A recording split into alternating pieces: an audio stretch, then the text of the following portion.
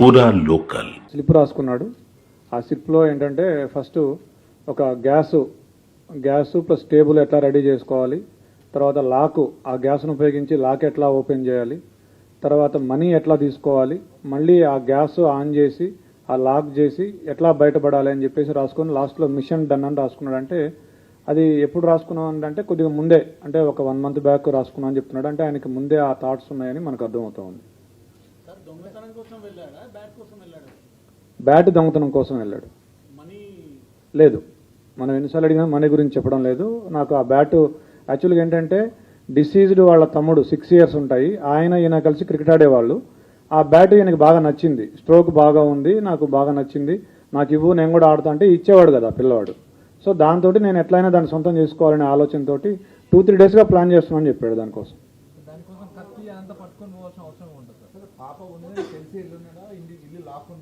అతను చెప్పింది ఏంటంటే ఇంట్లో ఎవరు లేరు, నార్మల్గా వీళ్ళు ఏంటంటే ఇల్లు దగ్గరికి వేసి వెళ్తారట.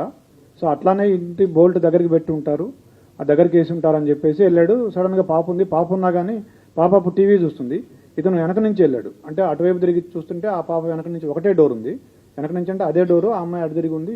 ఇట్లా వెళ్ళి ఆ కిచెన్లో ఉంది బ్యాట్ తీసుకొస్తుంటే అప్పుడు ఆ అలికిడికి పాప చూసి దొంగ అని అరిచింది. అరిస్తే అతను పరిగెత్తబోతే ఆ అమ్మాయి పరిగెత్తుకుంటూ వచ్చి చొక్కా పట్టుకుంది. అతన్ని పట్టుకుంటే ఆ కోపంలో తోసేస్తే మంచం మీద పడింది. మంచం మీద పడ్డాక కళ్ళు మూసుకొని విచక్షణ రహితంగా పొడి చేశానని చెప్పాడు.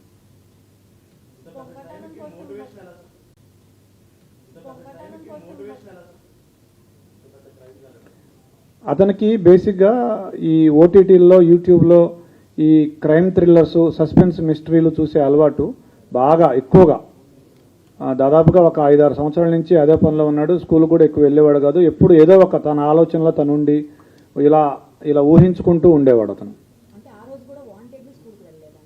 అతనికి స్కూలు ఎగ్గొట్టే అలవాటు ఉండేది. స్కూల్కి వెళ్లకుండా క్రికెట్ ఆడుకోవడం, ఈ ఓటీటీ చూడడం, యూట్యూబ్ చూడడం, ఈ మిస్టరీస్ చూడడం అలవాటు ఉండేది అతనికి.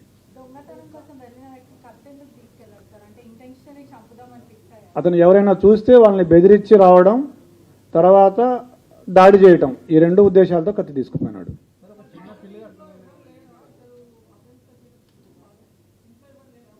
ఉన్నారు ఇంట్లో, వాళ్ళ నాన్నున్నాడు, వాళ్ళ సిస్టర్స్ ఉన్నారు, వాళ్ళ ఇంట్లో ఉన్నారు.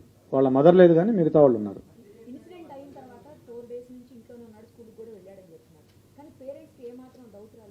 ఎస్, పేరెంట్స్ వాళ్ళ మదరు నిన్న మనం వాళ్ళ మదర్తో మాట్లాడినప్పుడు అనింది, ఫస్ట్ రోజే పోలీసులు ఈ హడావిడి అంతా చేసి నేను అడిగాను మా అబ్బాయిని, ఏరా నువ్వేమైనా చేసావా అని అడిగాను, ఒప్పుకోలేదు. 2వ రోజు కూడా అడిగితే ఏమా నువ్వే నన్ను పట్టించేటట్టున్నావే అని అన్నాడు, నీ మీద ఒట్టు అన్నాడు అని చెప్పింది వాళ్ళ మదర్.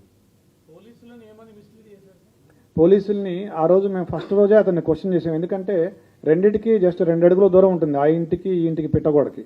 మేము క్వశ్చన్ చేసాం ఆ ఇంట్లో ఉన్న వాళ్ళని. 3rd, 4th floor, వీళ్ళు 4th floorలో ఉంటారు, 3rd floor నుంచి వెళ్ళొచ్చు. పోలీసులకి మాకేం చెప్పాడంటే ఆ రోజు నాకు 10:15 ఆ టయానికి డాడీ అని గట్టిగా అరుపులు వినిపించాయి అని చెప్పాడు.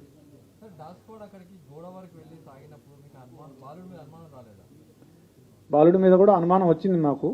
అయితే మేము ఒక లిస్ట్ ఆఫ్ సస్పెక్ట్స్ చేసుకున్నాము, దాని ప్రకారం చేసుకుంటూ వచ్చాము. నిన్న అతన్ని చేశాము.